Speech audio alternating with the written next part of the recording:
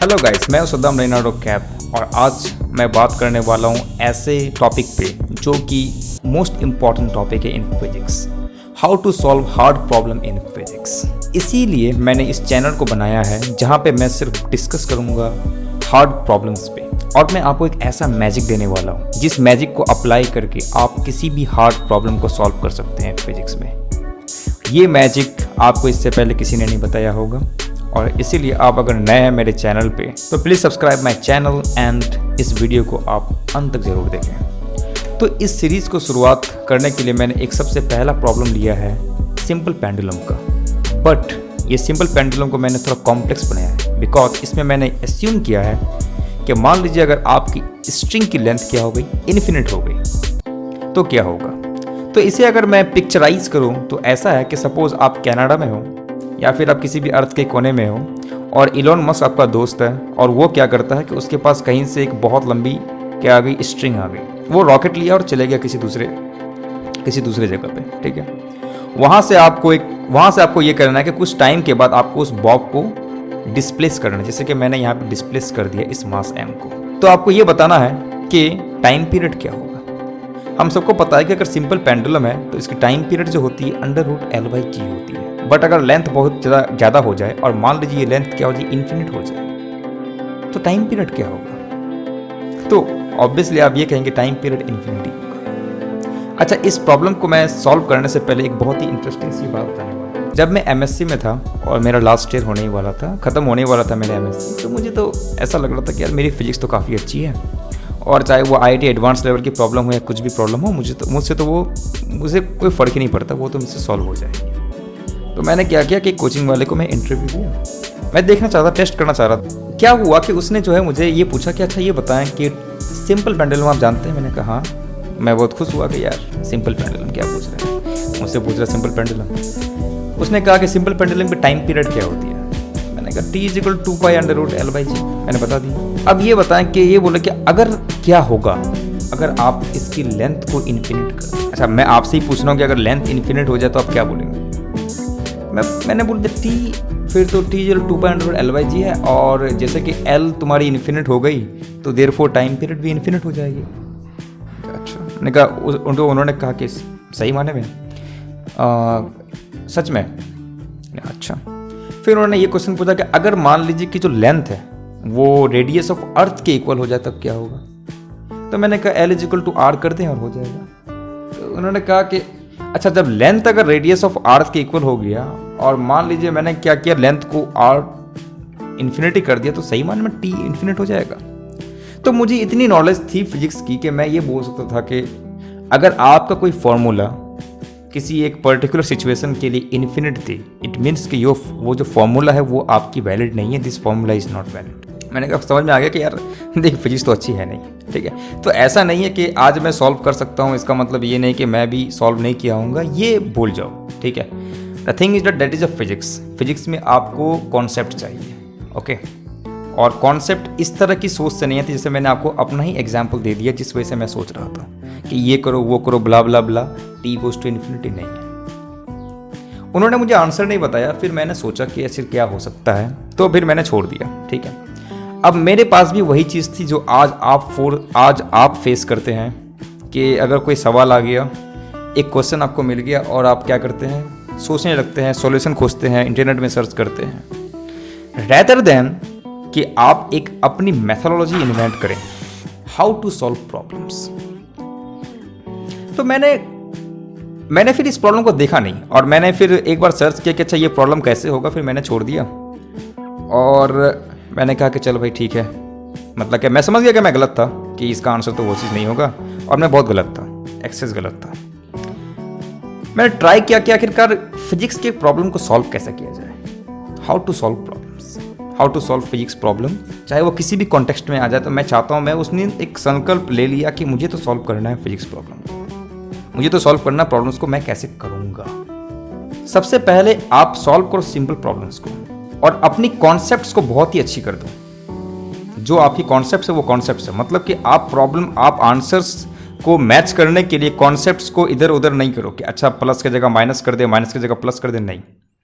मैंने ये देखा कि पहले तो फॉलो करनी है पूरी की पूरी mathematics, follow math and follow the concept. ये दो चीज़ बहुत इंपॉर्टेंट है। और उस दिन मैंने सोच ही लिया कि मुझे मैथ को फॉलो करना है और मुझे कॉन्सेप्ट को फॉलो करना है। अब चाहे वो कॉन्सेप्ट कहता है अगर आपको यहाँ पर करनी है प्लस तो प्लस ही करेंगे, माइनस करनी तो माइनस करेंगे, आंसर आता है नहीं आता है मुझे कोई फर्क नहीं पड़ता।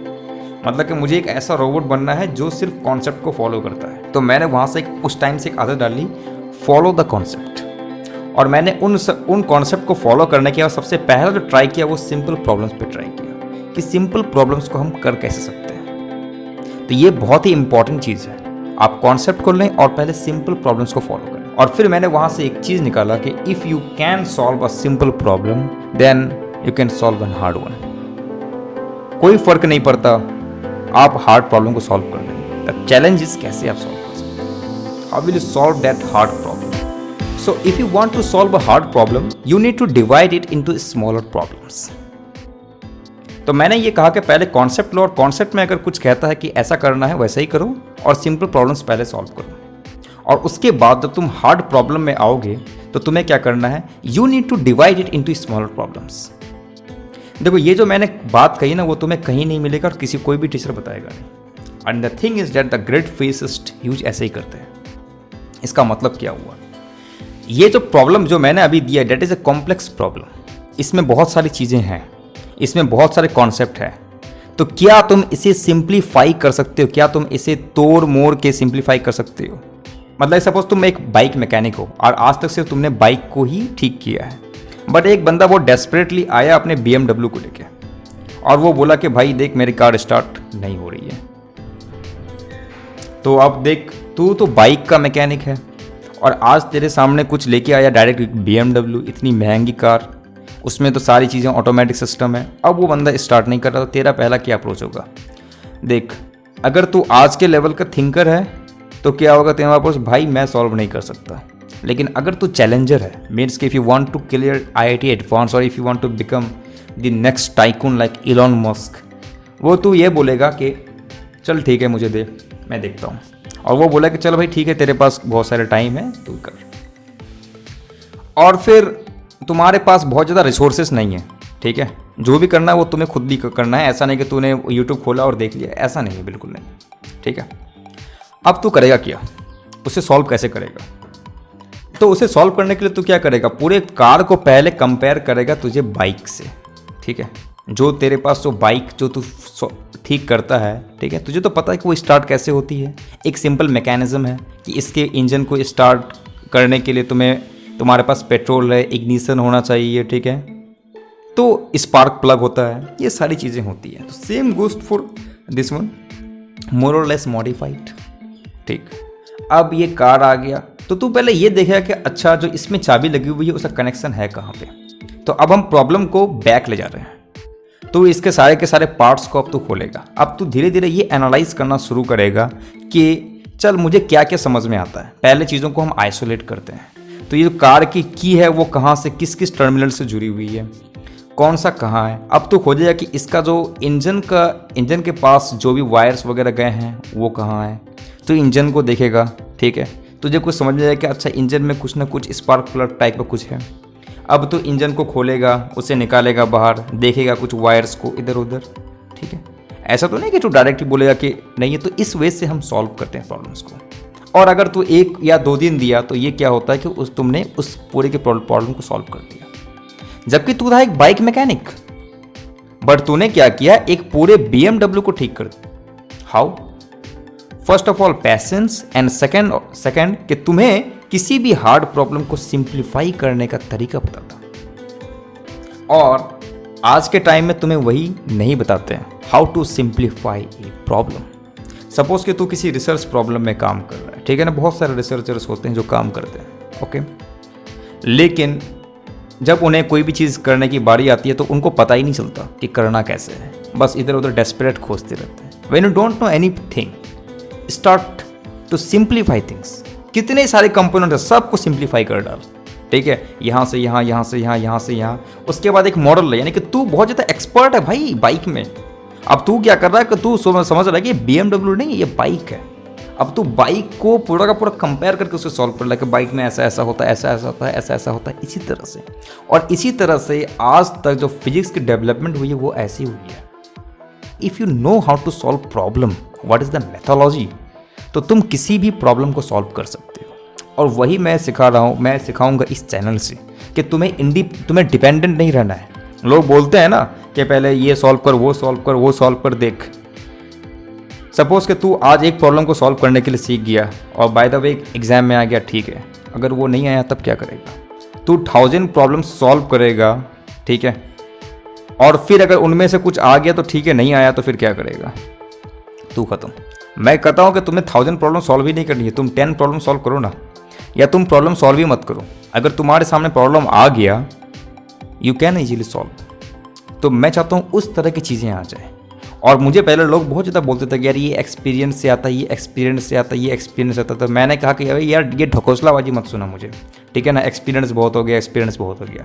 ये चीज़ ही वही है मैथोलॉजी, कि can you solve a difficult problem into the smaller और easy problems, and if you merge them, solve हो गया problem. That is the interesting thing about this concept, this methodology. तो चलो, ये कहानी तो बहुत हो गई और मैंने खुद की भी कहानी सुना दी। और अब ज़रा इसे हम देखते हैं कि क्या जो मैंने इतनी सारी बकवास पेली है ये काम भी आता है या नहीं आता है। बट मैंने सॉल्व इसे किया कैसे, और मेरी थिंकिंग प्रोसेस क्या थी। तो सबसे पहले थिंकिंग प्रोसेस थी कि मुझे तो पता नहीं यहाँ पे हो क्या रहा है। तो सबसे पहले मैं ये कहा, चल भाई ठीक है, सिंपल प्रॉब्लम, सिंपल पेंडुलम के प्रॉब्लम में हम करते क्या है। तो मैंने यहाँ ये लिया और एक बॉब मैंने यहाँ पे ले लिया। तो पहले मैंने ये देखा कि यहाँ पे मैं कोई एक एंगल बनाता हूँ, तो मैंने डिज़ाइन किया यहाँ पे एक एंगल अल्फ़ा। तो देयरफॉर यहाँ पे भी कुछ ना कुछ एंगल तो बनाया होगा, बिकॉज अगर मैं यहाँ अर्थ पे हूँ तो मुझे कोई थोड़ा वो डिस्प्लेसमेंट तो चाहिए ना। चल ठीक है, ये अल्फ़ा डिस्प्लेसमेंट हो गया। और जब ये सिंपल पेंडुलम था, इसकी लेंथ बहुत ज़्यादा नहीं थी, तो एम जी कहाँ लगता है? डाउनवर्ड लगता है। अब मैंने ये देखा कि एम जी डाउनवर्ड क्यों लगाते हैं, मैं उस पर आऊँगा कुछ ही देर में। फिर मैंने ये देखा कि ये जो टेंशन है वो इसकी तरफ लगता है, सेंटर की तरफ, जहाँ से ये हैंग किया हुआ है। और यहाँ से एक एंगल बनाएगा, वो एंगल कौन सा होगा? बिकॉज ये क्या है, ये सीधा है, इसके पैरेलल मैंने एक और बना लिया, same to same parallel. Therefore parallel से ये एंगल अल्फा बनाता है, देयरफॉर ये भी एंगल अल्फा बनाता है। तो देखो, तुम्हारी मैथमेटिक्स अच्छी होनी चाहिए इन सब चीज़ों को करने के लिए, कि तुम लाइन्स को समझ रहे हो, ट्रायंगल्स को समझ रहे हो, सर्कल्स को समझ रहे हो, everything has to be clear. और अगर तुम्हारे क्लियर नहीं है तो मैं ये सजेस्ट करूंगा तुम 9th क्लास और 10th क्लास के मैथ्स को लो, और वहां जाने के बाद ये मत कहना कि कोई प्रॉब्लम्स बनाना नहीं, थ्योरम्स को जाके प्रूफ करो। अगर तुम्हें सही माने में अच्छी चाहिए नॉलेज, ठीक है, सही माने में इस चीज़ को जो मैं बता रहा हूँ उसे फॉलो करना है, तो द थिंग इज डैट तुम्हारी बेसिक्स बहुत अच्छी होनी पड़ेगी। ये जो मेथोलॉजी है वो किसी पैटर्न रिकग्निशन पे काम नहीं करता, ये कंप्लीटली काम करता है कि तुम्हारी ब्रेन में बहुत सारी चीज़ें पहले से ही है, बहुत सारी, मतलब कि तुम चीज़ों को सिंप्लीफाई कर सकते हो। ये टेक्निक बहुत ही ज़बरदस्त है। मतलब कि मैं अगर ये प्रॉब्लम कर दूं, इसका मतलब ये नहीं कि तुम नेक्स्ट प्रॉब्लम कर दोगे अगर कोई और भी डिफिकल्ट प्रॉब्लम आ गई तो, है ना। You have to be thinking, जो थिंकर करना बहुत ज़रूरी है।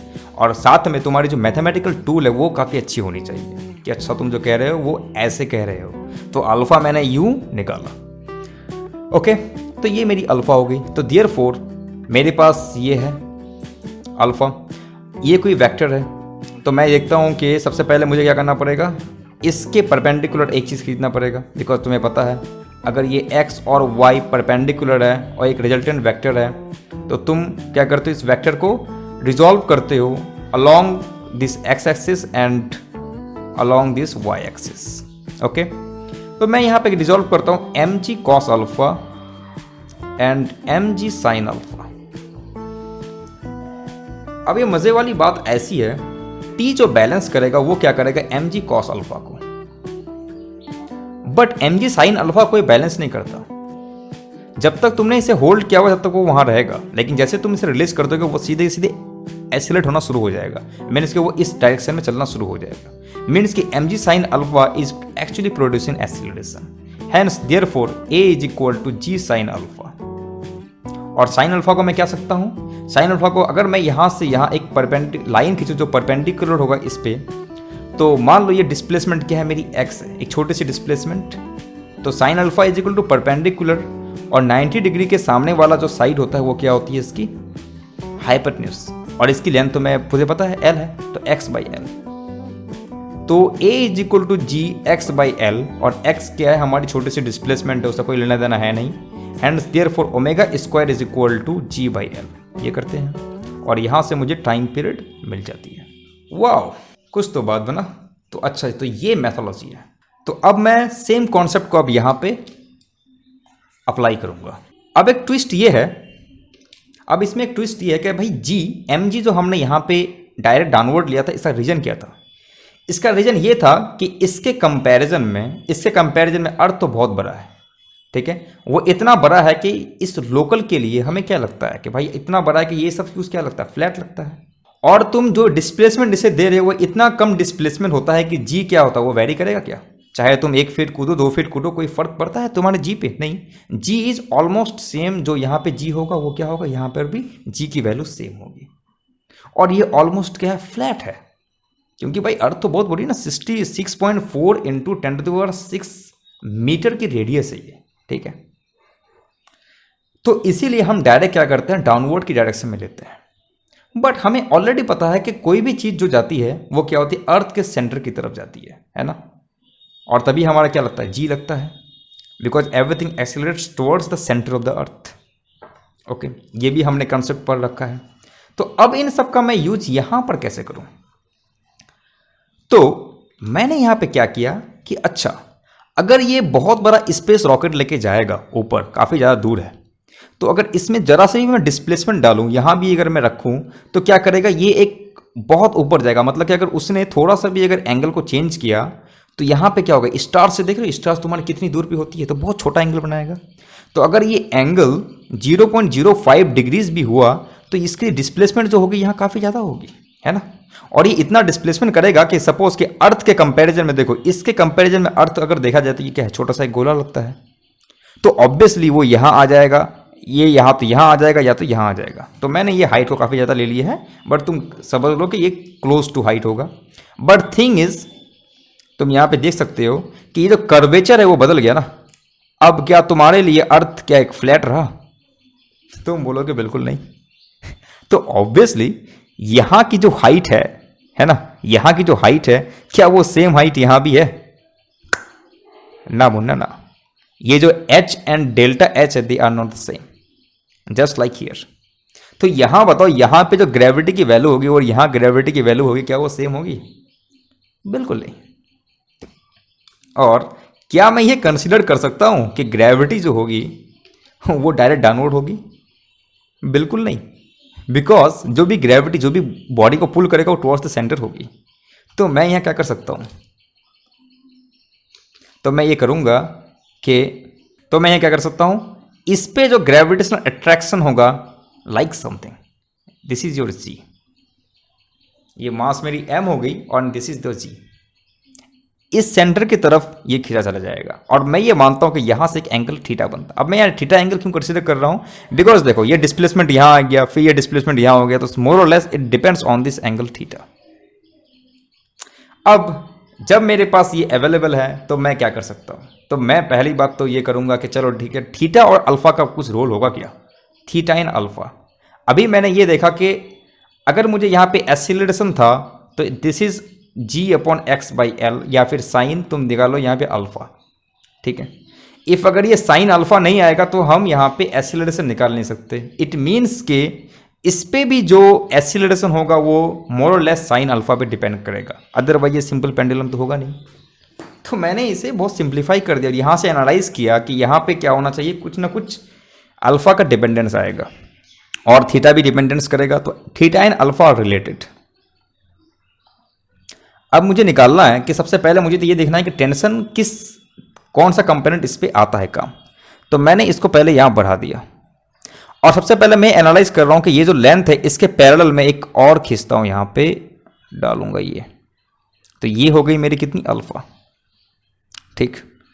अब ये है जो लाइन, ये जो तुम्हारा सॉलिड लाइन आ रहा है, dash dash dash, that is your g.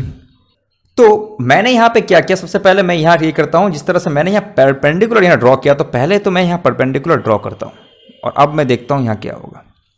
ये अल्फा है और जी यहाँ पे है, तो जी का कंपोनेंट मैं इसको किस तरफ ऐसे लिख सकता हूँ, ठीक है। और देखो मैंने यहाँ पे क्या कि इसके परपेंडिकुलर मैंने एक चीज खींचा यहाँ पे, तो यहाँ मेरा एक परपेंडिकुलर हो गया, बिकॉज यही जो कंपोनेंट है वो क्या करेगा, इस बॉब को जब मैं छोड़ूंगा तो इस बॉब की कंपोनेंट यही एक्सीलरेशन पैदा करेगा। और जी इस वाले ट्रायंगल, ये जो तुम देख रहे हो ट्रायंगल, ये ट्रायंगल का इस वाले भाग में लगता है जी। मुझे ये एंगल पता है बट ये एंगल तो पता नहीं है ना, तभी तो मैं देखूंगा इस एंगल प्लस इस एंगल को अगर मुझे मिल जाएगा तब मैं एक कंपोनेंट इस तरफ रिजॉल्व करूंगा और दूसरा कंपोनेंट यहाँ रिजॉल्व करूंगा। तो ये कंपोनेंट कैसे निकलेगा, मेरे पास थीटा है यहाँ 90 है, तो ये क्या हो गई भाई पूरा, तो मैं यहाँ देखूंगा ये मेरी हो गई 90 माइनस थीटा। अब ये जो तुमने बना रखा है ये ऑलरेडी 90 है, मीन्स कि यहां से यहां तक तुम्हारा 90 है और ये 90 माइनस थीटा तुम्हें दिख रहा है ना, यहाँ पे 90 माइनस थीटा है, तो ये बताओ क्या आएगा, थीटा।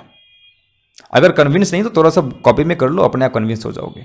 तो ये जो पूरा एंगल आ गया वो मेरा कितना आ गया, वो मेरा पूरा एंगल आ गया थीटा प्लस अल्फा। तो इस तरफ मैं निकालूंगा तो क्या आएगा मेरा, g cos theta plus alpha, और इस तरफ अगर मैं निकालूंगा तो क्या आएगा, g sine theta plus alpha. Magic देखा तुम्हें या फिर नहीं देखा? So this was the magic के अब हमें मिल गया acceleration, hence therefore acceleration is equal to g sine theta plus alpha. पहले यहां पे सिर्फ जी साइन अल्फा था but g sine theta plus alpha. देखो इस पूरे प्रॉब्लम को मैंने कहां से सॉल्व किया, सिर्फ और सिर्फ इनकी एनालॉजी सॉल्व किया और एक कॉन्सेप्ट मैंने यूज किया कि जी कैसे काम करता है, डेट्स ऑल। तो if you know how to break any difficult problem in simple problem then you can solve anything, okay. फिर तुम्हें कोई फर्क नहीं पड़ता कैसे सॉल्व होगा। तो यही जो सिस्टमेटिक मेथोडोलॉजी है वो हर जगह है, बट अभी भी तुम्हारा जो काम है वो खत्म नहीं हुआ। A is equal to g sine theta plus alpha, और अभी यहाँ से काम शुरू होता है कि ये क्या होगा। तो अब देखते हैं मैं कैसे काम शुरू होता है भाई ये। और आपको पता है कि ये जी क्या होगा, sine theta into cos alpha plus cos theta into sine alpha, यही होगा ना। अब मैं एक चीज़ और बता देता हूँ कि ये जी जो है क्या वो जी 9.8 ले सकता हूँ मैं, मीटर पर सेकेंड ले सकता हूँ? बिल्कुल नहीं। क्यों? बिकॉज यहां देखो ये जो हाइट है एक हाइट, और ये एक हाइट क्या है, बहुत बड़ी हाइट होती है। ये सिर्फ किसी प्लेन पे नहीं है कि ऐसा नहीं कि प्लेन है, ये हाइट भी कंसिडरेबल हाइट है, बहुत ज़्यादा भी नहीं है। तो रेडियस ऑफ अर्थ के कंपेयर भी ले सकते हो ऐसे, या फिर हम उसे क्या करेंगे बहुत कम भी है। But the thing is that g यहाँ पे कुछ अलग होगा, यहाँ पे जी कुछ अलग होगा, इट विल चेंज। तो ये चेंज कैसे होगा मैं तुम्हें अभी दिखा देता हूँ, ये चेंज कैसे होगा। तो मान लो कि अगर मैं कंसिडर कर रहा हूँ कि यहाँ पे ऐसा था और ये यहाँ से मैंने ये काम किया, इधर यहाँ तक तुम्हारा रेडियस था और ये तुम्हारी हाइट थी, बट ये जैसे यहाँ पे गया तो ये एंगल बना रहा थीटा, ओके। तो जब यहाँ पे तुम्हारा हिट करेगा, ओके, यहाँ तुम्हारी अर्थ की, तो ये तुम्हारी आर हो गई। और मैं यहाँ से कंसिडर करता हूँ कि इस पॉइंट से, इस आर से ये अभी आर है अभी के लिए। तो पहले मुझे ये देखना पड़ेगा जब मैंने ये मास को यहाँ रखा तो जी इसके लिए क्या होगा। तो मुझे पता है g is equal to g m over r plus r whole square, that's all, कुछ नहीं करना है इसे। Now g m over r को कॉमन ले लो, 1 plus r by r whole squared, and therefore g m over r square 1 plus r by r square. और अगर तुम्हें बाइनोमियल पता है, बिकॉज मैं यह कंसिडर करता हूं कि जो भी आर है वो क्या है, इस आर से बहुत ज़्यादा भरा नहीं है, ठीक है, इज लेस देन 1। तो what I can write here g m square 1, hang on, it is minus 2 r over r. Binomial expansion 1 plus x to the power n if x is smaller than n is equal to 1 plus nx and so on। तो मैं linear order तो लेता हूं because higher order जाने की कोई फायदा नहीं है, मुझे उतना घुसना नहीं है इस पे। तो जी की जो फॉर्म हो गई वो इतनी हो गई। अब हमारे पास एक चीज है कि मुझे कॉस अल्फा भी निकालना है। साइन अल्फा तो यहाँ आया तो कोई फर्क नहीं, मैं बोल दूंगा कि जैसे मैंने वहां बोला था साइन अल्फा क्या है। अब मेरे को कैलकुलेट करना है कि साइन थीटा मैं कैसे कैलकुलेट करूं, कॉस थीटा मैं कैसे कैलकुलेट करूं। तो इसे देखते हैं बिकॉज यही बहुत इंपॉर्टेंट चीज है। साइन थीटा मैं कैसे कैलकुलेट कर सकता हूं। तो आइए इस पे ही डील करते हैं कि साइन थीटा कैसे कैलकुलेट की जा सकती है। ये तुम्हारे पास बॉब आ गई, ये हमारी डिस्प्लेसमेंट आ गई, यहाँ मेरा आर है, ये कंप्लीट आर है। तो अगर मैं इसको यहाँ से यहाँ लूँगा तो एक ट्राइंगल मुझे यहाँ मिलता हुआ नज़र आ रहा है ना। मैंने यहाँ पे एक ले लिया ट्राइंगल, और दूसरी चीज़ मैंने ये ले लिया कि ये पूरी की पूरी बड़ी वाली है। यहाँ मान लो ए है, ये ए बी सी एंड इस वाले पे डी है, ठीक। तो मैं यहाँ दिखा सकता हूँ triangle O A B and in triangle O C D, because ये दोनों क्या सिमिलर ट्राइंगल। अब कैसे ये एंगल दोनों के लिए सेम होगा इस दोनों ट्राइंगल में। ये भी एंगल जो तुम्हारा यहाँ एंगल और ये जो एंगल है वो दोनों सेम बन रहा है, ये एंगल और ये एंगल दोनों का सेम बन रहा है। Therefore from angle they are similar triangles. तो मैं यहाँ दे सकता हूँ O A by ratio of O D is equal to A B by ratio of A B and C D. तो ए बी यहाँ से यहाँ तक आ गया और सी डी यहाँ से यहाँ, ओके। अब ओ ए मेरे पास क्या है, अब तुम यहाँ पे ध्यान से देखना कि ओ ए जो है पूरा का पूरा तुम्हारा रेडियस नहीं है, बिकॉज ये थोड़ा सा छूट रहा है यहाँ पे, ठीक। तो मोर और लेस मैं क्या कह सकता हूँ, यहीं पे यहाँ पे आर है, ओके। तो ये जो होगी यहाँ पे इसकी जो कंपोनेंट होगी यहाँ आर कॉस थीटा हो जाएगी। तो ये होगी आपकी आर ऑफ कॉस थीटा, और ये जो परपेंडिकुलर तुम्हें दिख रहा है ये हो जाएगी मेरी आर साइन थीटा। तो ये ए बी थी, ए बी मेरी हो गई r sine theta over O D, O A by O D. O D मेरे पास क्या है, ओ डी है मेरे पास। तो सबसे पहले मैं अगर यहाँ से यहाँ कंसिडर कर लूँ तो ये मेरी आर है एंड प्लस एच है। अब यहाँ से जो छोटा वाला डिस्टेंस है वो क्या होगा, ये छोटा वाला डिस्टेंस है वो क्या हो सकता है, ये देखो तुम्हारी एल है, और ये पूरी की पूरी मैं इसे अगर छोटा करता हूँ, देखो ये एल है, तो यहाँ पे क्या होगा, ये अल्फा बना रहा है, therefore this is L cos alpha. और ये पूरी की पूरी जो डिस्टेंस यहाँ से है वो है तुम्हारी एल, तो ये क्या आ जाएगी मेरी L minus L of cos alpha which is L into 1 minus cos of alpha. So L into 1 minus cos of alpha over ये सी डी है, ठीक है। अब ये बताओ सी डी क्या हो सकती है। अब यहाँ पे तो मेरा कट गया, आर आर कैंसिल हो गया, तो मुझे पहले चाहिए साइन थीटा, और सी डी को मैं सी डी कर लूँगा, सी डी को मैं मान लेता हूँ वाई, ओके। तो मुझे साइन थीटा चाहिए बिकॉज अपर पार्ट में यहाँ साइन थीटा है, ओके। और मुझे पता है कि साइन अल्फा अगर रहेगा तो मुझे एक्सीलरेशन निकालना, तो साइन अल्फा की मुझे ज़रूरत है ही, और साइन अल्फा को मुझे कौन दे रहा है, ये सी डी दे रहा है, जिसको मैंने डिस्प्लेसमेंट मान लिया क्या, वाई वाली डिस्प्लेसमेंट है। Hence we can write here sin theta is equal to क्या होगा भाई, cos theta times y over r plus h plus l into 1 minus cos of alpha. तो ये क्लियर है साइन थीटा मैंने कैसे निकाला, ऑब्वियसली क्लियर होगा। अब मैं यहाँ लिखूंगा a is equal to g, तो g मेरा क्या आया है, देखो सबसे पहला जो एरा है g by g m by r square, और मैं इसे लिखता हूँ g m by r square क्या होगी, जो तुम्हारी एक्सीलरेशन ड्यू टू ग्रेविटी जो तुम मेजर करते हो on the surface of earth minus 1 by 2 r by r. तो सेम टू सेम मैं यहाँ यूज़ करूँगा g naught 1 minus 2 r by r into sine theta cos alpha plus cos alpha into, hang on a second, cos theta यहाँ आएगा cos theta into sin alpha. What I can write here minus 2r over r into sin theta मैंने अभी भी निकाला, sin theta क्या था भाई, sin theta is cos theta times y over r plus h plus l into 1 minus cos of alpha, और यहाँ पे तुम्हारा cos of alpha है, और cos theta मैं अभी भी यहाँ यूज़ करूँगा एंड here sin alpha। तो sin alpha को तुम क्या ले सकते हो, साइन अल्फा को मैं ले सकता हूँ यहाँ पे y बाई एल। आप तुम जानते हो क्यों, बिकॉज साइन अल्फा यहाँ है, sine alpha is equal to p over hypotenuse, तो इसको मैंने ऑलरेडी मान रखा है y ओवर एल, कर सकता हूँ y बाई एल, ओके। अब इसे सॉल्व तुम डायरेक्टली कर नहीं सकते because y, there is so many things inside this, therefore what we can do, we can use approximate.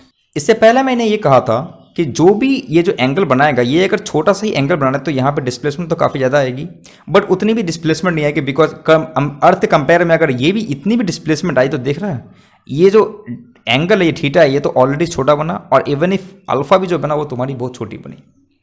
तो if your alpha is up to the order of 0.1 और may be 0.001, समझ लो stars पे ना जो तो हमारी आंखों पे कितना कम एंगल बनाता है। ओके तो सिमिलरली यहाँ पे भी क्या होगा, वो जो डिस्प्लेसमेंट होगी वो बहुत छोटी होगी। तो मैं यहाँ एस्यूम करूंगा कि साइन अल्फा अगर एंगल छोटा है तो ये क्या होती है, अल्फा के इक्वल होगी। Cos alpha will become 1, sine theta जो हमारे पास रहेगी वो तो होगी ही, और मैं यहाँ एस्यूम करूंगा कॉस थीटा चल जाए भाई तो 1 हो जाना। ओके कॉस थीटा 1 क्यों हो जाएगा, अगर देखो cos theta is equal to क्या लिख सकते हो, बी बाई एच लिख सकते हो, है ना। तो अगर ये जो डिस्टेंस है तुम्हारी, कॉस थीटा को मैंने यहाँ क्या लिखा, आर कॉस थीटा, तो अगर ये जो डिस्टेंस है वो क्या होगा, ये टच कर गई इस पे एट द, बहुत अगर छोटा होगा तो ये दोनों पॉइंट्स काफ़ी नज़दीक होंगे, तो इन दोनों का जो रेशियो क्या हो जाएगा, 1 हो जाएगा। तो इसको मैंने बहुत ज़्यादा सिंप्लीफाई करने के बाद मैंने यहाँ कंक्लूड किया कि 1 minus 2r by r, cos theta मुझे चाहिए नहीं, कॉस अल्फा इज 1, अगर ये कॉस अल्फा 1 हो गया तो 1 माइनस 1 0, तो देयरफॉर यहाँ क्या आएगा, r प्लस एच प्लस यहाँ पे कॉस थीटा अगेन कुछ होगा नहीं, therefore 1 by l, y by l आ गया, hence we can write here g0 1 minus 2r by r, 1 by r plus h plus 1 by l times y।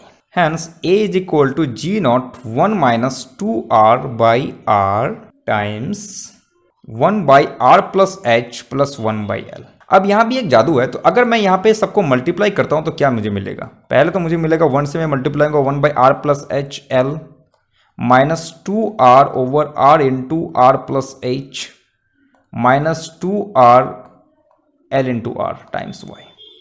अब मैं एक और अप्रोक्सीमेशन यहाँ पे यूज़ करूँगा, देखो अप्रोक्सीमेशन मैं क्या यूज़ करता हूँ, तो ये सब चीज़ें कर सकते हो for the advance IIT level, IIT advance level पे हम कैसे इसको डील करेंगे।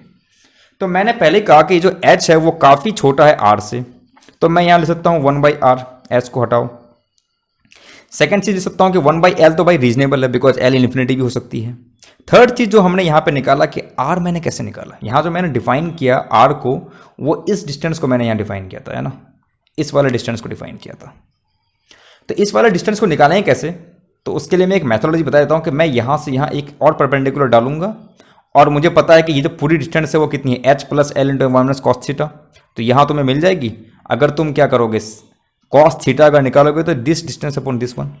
तो स्टिल मैं एस्यूम ये करूँगा कि ये जो r है इसके कंपेरिजन में वो छोटी हो जाएगी, बिकॉज यहाँ पे r स्क्वायर हो जाएगा, तो जो भी यहाँ पे डिस्टेंस होगी वो छोटी हो जाएगी, तो इसको मैं नेगलेक्ट कर दिया। Similarly L into r, L अपने आप में बड़ा है, R काफ़ी ज़्यादा बड़ा है, तो L और R काफ़ी ज़्यादा बड़ा होने की वजह से हम इसे भी नेगलेक्ट कर सकते हैं। तो हमारे पास क्या आया, काफ़ी सिंपल सा आया, G naught 1 by r plus 1 by l, 1 by r plus 1 by l into y, hence therefore omega squared is equal to G not into 1 by r plus 1 by L. तो omega is equal to square root of G into 1 by r plus 1 by L. ये कितना interesting है, same to same सब कुछ मिला, dimensionally भी ये correct है, यू कैन चेक इट। अब अगर मेरी लेंथ इन्फिनिट हो जाए तो क्या होगा, इन्फिनिट होने का मतलब L क्या हो जाएगी, 0 हो जाएगी, 1 बाई एल क्या हो जाएगी, 0 हो जाएगी, and therefore we got G not by r. और मैंने जो बताया था कि L अगर R हो जाए तो क्या होगा, मिस रेडियस ऑफ अर्थ के बराबर हो जाए, तो यहाँ देखो कि रिजल्ट क्या मिलता है, omega is equal to G not into 2 by r. तुम्हें ये आंसर मिलता है। मैंने क्या बोला था कि L को सिर्फ रिप्लेस कर दें R से हो जाएगा, लेकिन नहीं, 2 into G not over r. So this is the frequency, और इसे तुम टाइम पीरियड में इजीली कन्वर्ट कर सकते हो, R बाई जी नॉट हो जाएगा 2 पाई, ओके, यहाँ पे क्या होगा, R बाई 2 जी नॉट हो जाएगा, T is equal to. So this is the way we can deal with hard problems. So if you have little bit of mathematics and you know the methodology, you can solve any hard problem. तुम्हें सिर्फ उसे infinitesimal small solvable problems में change करना है। अगर तुम उसे कर सकते हो, दैट्स ऑल। और बहुत टाइम ऐसा होता है, अगर तुम हायर फिजिक्स में जाओगे, रिसर्च में जाओगे, तो यही सबसे बड़ी डील होती है कि क्या मैं उसे सिंपल प्रॉब्लम में डिवाइड कर सकता हूँ कि नहीं। ठीक है, अगर तुमने बहुत सारे प्रॉब्लम को सिंपल प्रॉब्लम में डिवाइड कर दिया and you can solve it, may be you can win a Nobel prize. और यही लोग करते हैं। तो कोई भी आदमी एक बड़े कॉम्प्लेक्स प्रॉब्लम को देखते ही सॉल्व नहीं कर सकता, वो हमेशा इसी मेथोडोलॉजी का यूज करता है। चाहे तुम कोई भी एक्सपेरिमेंट करो, चाहे तुम लाइफ के किसी भी प्रॉब्लम में क्यों ना फंसे हो, that is the most important methodology जो तुम्हें कोई सिखाएगा भी नहीं, जो मैं पहली बार तुम्हें बता रहा हूं। टू सॉल्व इट और to divide it in a fragments of problem, small problem जो कि सॉल्वेबल हो सकता है। सबको सम अप कर दो, you got your problem, you got your solution. So अगर तुम्हें मज़ा आए तो लोगों के साथ शेयर जरूर करना, और we will meet with another IIT advance problem. Thank you very much.